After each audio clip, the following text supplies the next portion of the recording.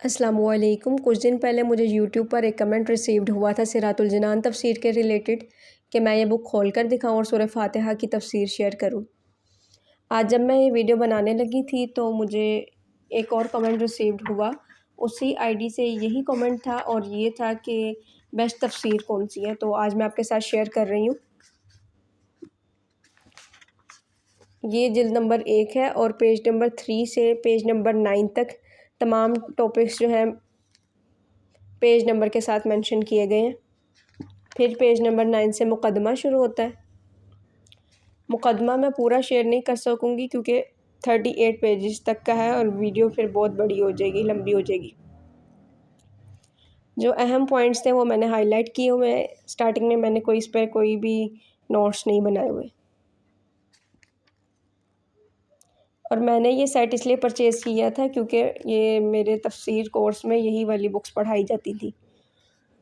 Plus points اس کے جو مجھے ابھی تک سمجھ لگے ہیں وہ یہ ہے کہ میں نے پہلے ضیاء القرآن خریدی تھی، مجھے اس کی ورڈنگ مشکل لگی، اس کی ورڈنگ جو ہے اس کی نسبت جو ہے آسان ہے۔ اور دوسرا یہ کہ پیج کے لاسٹ پر جو ہے نا حوالے دیے گئے ہوتے ہیں، ریفرنسز جو ہے لکھے گئے ہیں کہ کون سی بات کہاں سے اور کس بک سے لی گئی ہے، تو پھر پک کرنا جو ہے نا آسان ہو جاتا ہے۔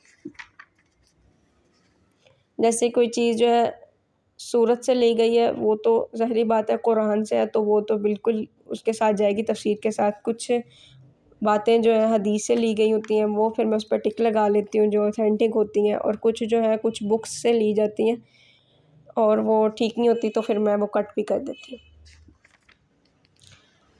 ابھی میں پیج نمبر 38 پر چلتی ہوں۔ ابھی 38 تک جو ہے مقدمہ ہی ہے، سورہ فاتحہ کی تفسیر پر چلتے ہیں۔ پارہ نمبر 1 شروع ہو جاتا ہے، پھر سورہ فاتحہ کی تفسیر ہے۔ کیونکہ یہ سٹارٹنگ کا فیز تھا، مجھے نوٹس بنانے کا کوئی خاص تجربہ نہیں تھا، تو میں نے اس پہ ہی لیڈ پینسل کے ساتھ کچھ پوائنٹس لکھ لیے تھے۔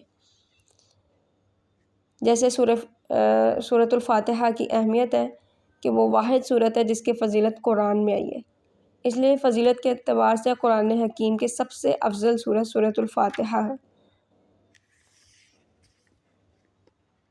سیکنڈ پیج یہ ہے اور اس پہ بھی کچھ پوائنٹس جو ہیں میں نے لکھے ہیں۔ کچھ میں نے لیکچر سے لکھے ہیں اور کچھ میں نے ایک کورس سٹارٹ کیا تھا، اس میں سے جو چیزیں مجھے سمجھ لگی میں نے وہ تھوڑی تھوڑی پوائنٹس کی صورت میں لکھی ہے۔ اب نوٹس میں مختلف طریقے سے بناتی ہوں، انشاءاللہ وہ بھی آپ کے ساتھ شیئر کروں گی۔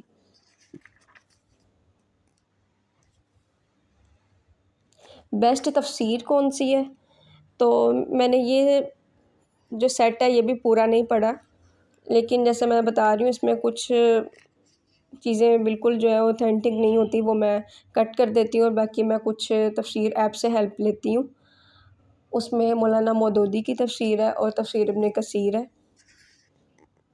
اب جیسے یہ تینوں ریفرنسز جو ٹھیک تھے پھر میں نے اس پہ ٹک لگا دیا تاکہ نیکسٹ ٹائم پڑھنے میں آسانی ہو۔ یہاں سے پھر جو ہے سورہ فاتحہ کی تفسیر پہلے میں نے جو پیج دکھایا اس سے سٹارٹ ہو گئی ہے۔ ٹک میں نے اس لیے بھی لگایا تاکہ مجھے بھی پڑھنے میں آسانی ہو، اور کوئی جب مجھے کسی کو پڑھانا ہو، کسی کے ساتھ کوئی چیز شیئر کرنی ہو تب بھی آسانی رہے گی۔ جیسے یہاں پہ ہے موضوع اللہ تعالیٰ کی بارگاہ میں وسیلہ پیش کرنے کی برکت، تو اس پر میں نے جو چیزیں لکھی ہیں یہ آپ دیکھ سکتے ہیں۔ ایک چیز میں یہاں پہ شیئر کرنا چاہوں گی، بہت سارے لوگ کہتے ہیں کہ جو اللہ تعالیٰ نے قرآن میں کہا ہے کہ نماز اور صبر سے مدد حاصل کرو، تو وہ بھی تو غیر اللہ کی مدد ہے نا، وہ کون سا اللہ تعالیٰ سے مدد حاصل کرنی۔ تو بات یہ ہے کہ نماز اللہ تعالیٰ کے لیے پڑھی جاتی ہے، نماز اور جو صبر سے مدد حاصل کرنا ہے وہ بھی در حقیقت اللہ تعالیٰ سے ہی مدد حاصل کرنا ہے۔ اور یہ مجھے نہیں یاد آ رہا کہ میں نے کس ریفرنس سے یہ لکھا ہے، کوئی شاید لیکچر کے دوران اس سے ریلیٹڈ کوئی بات ہوئی ہو تو میں نے اسٹکی نوٹس کے ساتھ نا یہاں پہ ایک چھوٹا سا ایک نوٹ بنا لیا۔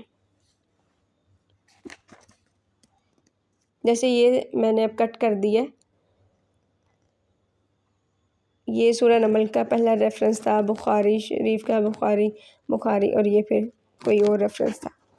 تو اب مجھے یہ نہیں پتا کہ یہ والا کس ریفرنس ہے، لیکن یہاں پہ 4 باتیں بیان کی گئی تھیں، تو پھر یہ میں نے کٹ کر کے بتایا کہ یہ چاروں واقعات جو ہے نبی کریم صلی اللہ علیہ وسلم کی حیات مبارکہ کے ہیں، نبی کریم صلی اللہ علیہ وسلم کے دنیا سے چلے جانے کے بعد کے نہیں ہیں۔ پھر صراط مستقیم کا معنی،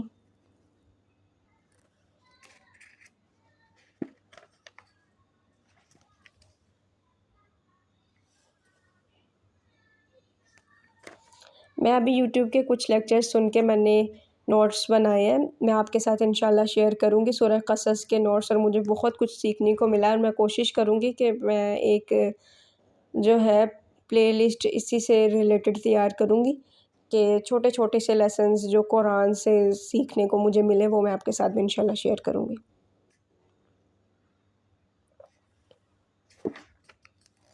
یہاں پر سورہ فاتحہ کی تفسیر کمپلیٹ ہو جاتی ہے۔ مجھے امید ہے کہ آپ کو اس ویڈیو سے کچھ ہیلپ ملی ہوگی۔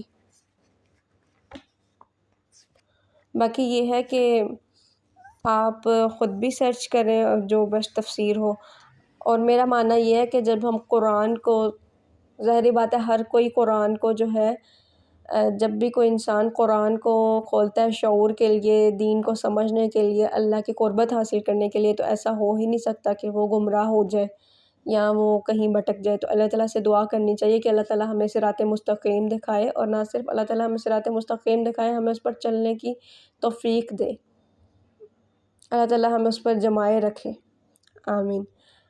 اوکے جی، جزاک اللہ خیراً کثیرا، اللہ حافظ۔